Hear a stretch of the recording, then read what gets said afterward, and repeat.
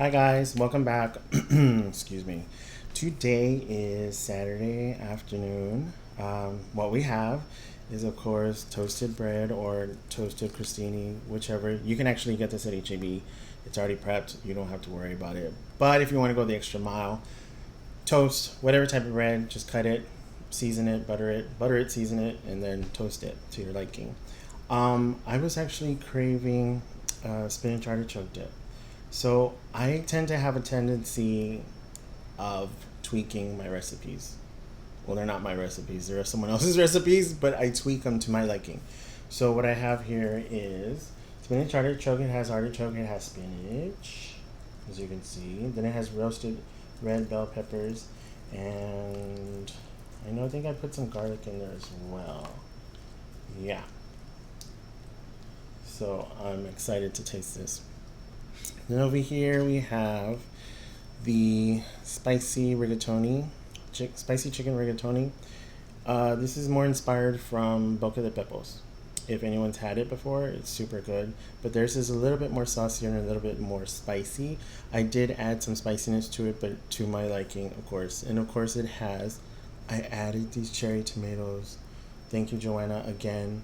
She gave me like 2 Ziploc quarts of them, and I still have some left.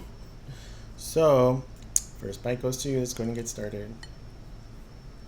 And today we have a new guest. And that guest is the microphone. So I'm going to try not to laugh so hard because I don't want to bust your eardrum if you're on a headset. But spinach artichoke dip. I just hope it's not temperature hot.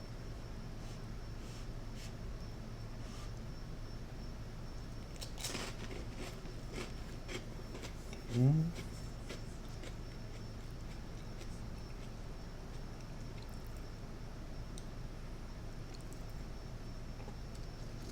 Wow, this is really good.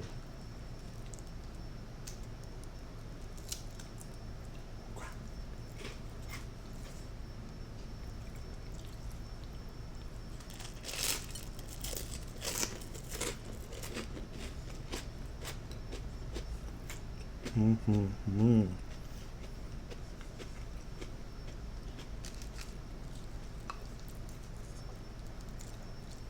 So I hope everyone's day is going well.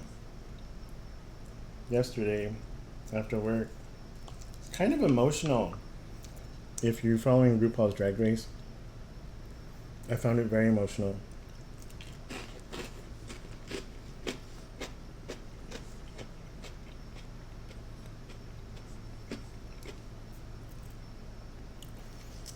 Reason being is because there's this one contestant who's Courtney Cox.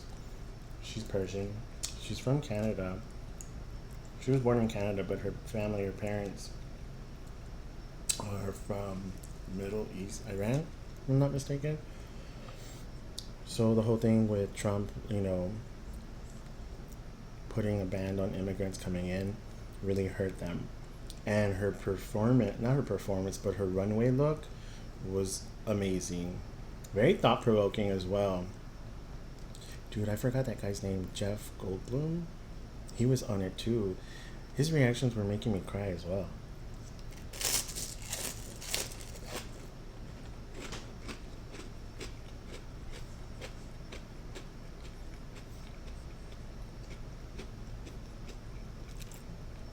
So I'm not going to say too much because I know some people are actually won't see it until today, so I'm not. But check it out. It's on VH1 every Friday. Oh, and then they had a new celebrity edition, a secret celebrity edition. I didn't know any of the three. I did not know any of the three, but attractive and very funny. And with that one, they announced the winner that day. It's like a crash course of RuPaul's Drag Race on how to dress and walk and makeup, all that.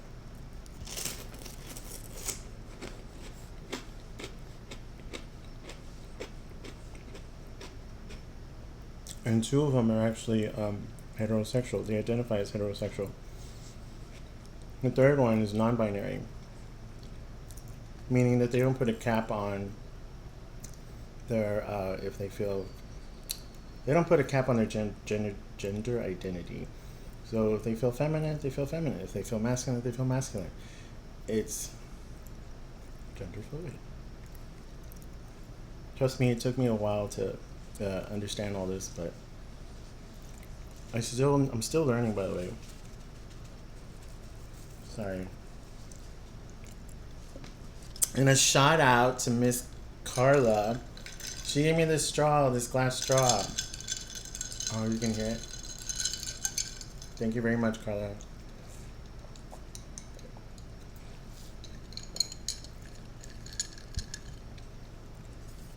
Okay, now the pasta.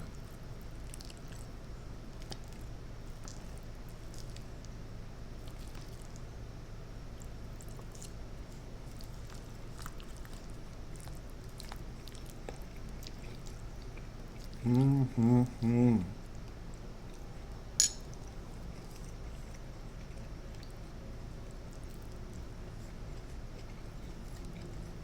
This is so good.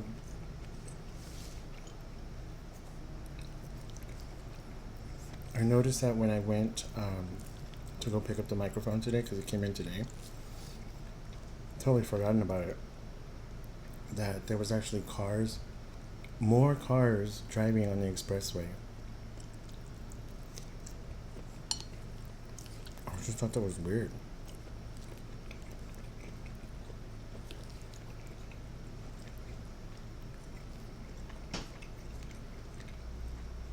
If I'm not mistaken, they did a soft open.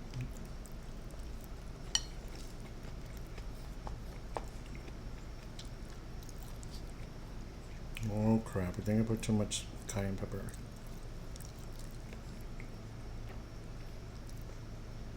Oh well.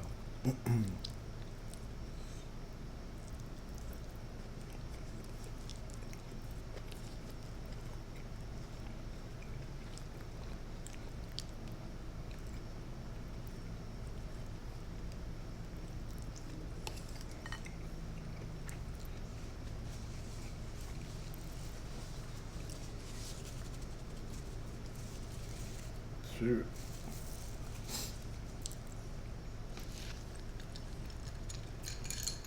But going back to RuPaul's Drag Race, it was just amazing to see two heterosexuals be comfortable with their sexuality and actually do this with RuPaul Drag Race. Of course, they got the first place got the winner got $30,000 to their charity of their choosing, and then the other two ended up getting $10,000 to their charity as well. It was really awesome. It's like little by little, we're breaking barriers. So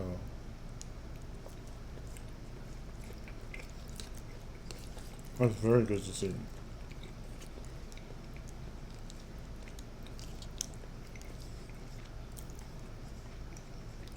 When I was growing up, that was like a no-no.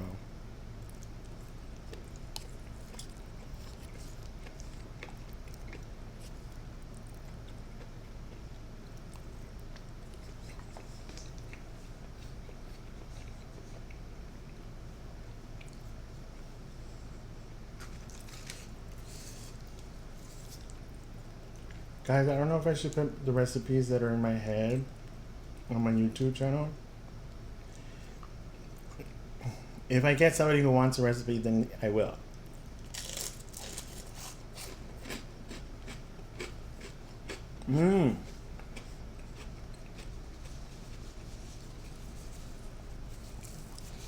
Jesus is hot. I actually have new subscribers that I don't know. Thank you very much for subscribing. Oh my god, and I forgot to say provecho. Provecho. Enjoy. I'm over here yelling in the microphone.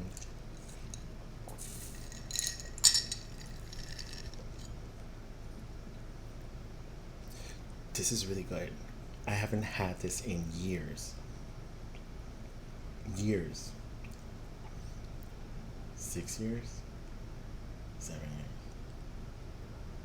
7 years. And there's a food memory to it, but I don't think I want to talk about it.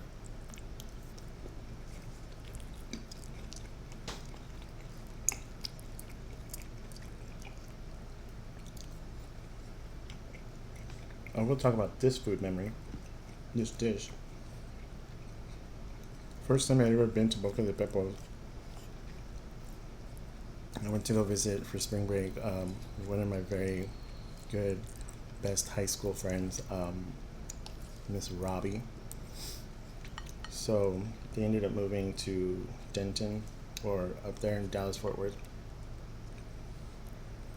So she took me to this place. Her and her parents actually, it was the bomb. Huge portions, and it might seem expensive, but it's actually worth it. The tiramisu is phenomenal. You can literally taste the alcohol. And it's this size. It was really, really good. So I know some people, Dallas Fort Worth area, if you have not, or Houston, if you have not been there, you should definitely go.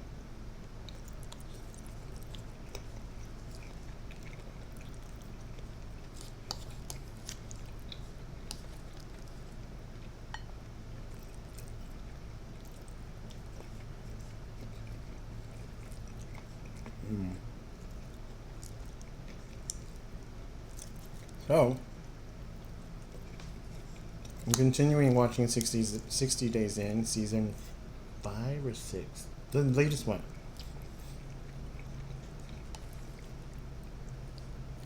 So this time, they did the contestants, the regular contestants, normal people who don't have a criminal background. I mean, correctional officer background, or they work in the criminal justice, nothing. It went well. 2 of them didn't, but I felt for them. This, by far, has to be the most emotional 60 Days In that I've ever seen. I said that about the other one, the previous season, but no, this is the one. Because it's bigger. The county jails are huge, and it takes place in Alabama. I forgot what city, though. Huge. So, the regular contestants went. They did their thing. They pulled them out. Whatever. Then they ended up putting in correctional officers, either anyone with a criminal justice background, degree or whatnot, or experience. They threw them in there. One of them tapped out within, I think, a day or two because of his back, and then the other one tapped out while he was in holding. Like I said, I cannot imagine what they're going through. I do not want to imagine, or I don't want to go through any of that. But it's just, like I said, it's amazing to see how some of these correctional officers are bad. Not all of them, just some. But then again, it goes back to the leadership. You know what I mean? If your supervisor doesn't give a crap, then why would their employees give a crap? It all comes from up there. Same thing with parents and kids. You know how they put everything, if they do bad in school, it's because of the parents. But not all the time. I'm not a parent. I know I shouldn't be talking about this, but it's just my thoughts, my opinions. Don't get all mad. I know some of you are already probably yelling at your phone.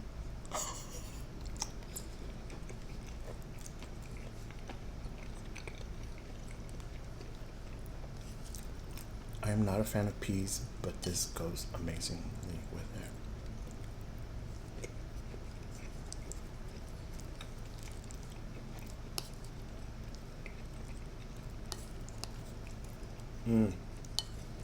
So yeah, 60 Days In.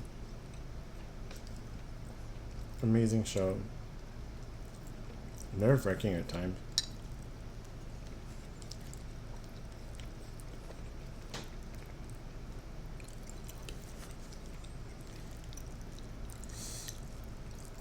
Cinco de Mayo's coming up. Mother's Day is coming up.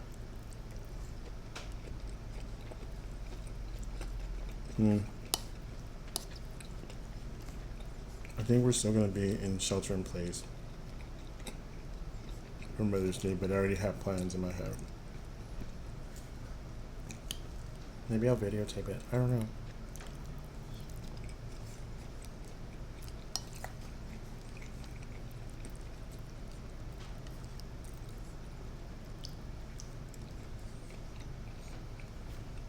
This is so good. Doing one last quick bite. But before, please subscribe and like. If you want to see me make something or want me to try something, or you have any topics that you want me to talk about or want my opinion on, like my opinion matters. Sorry. Please let me know. Subscribe below, right there, and hope to see you soon. Ciao.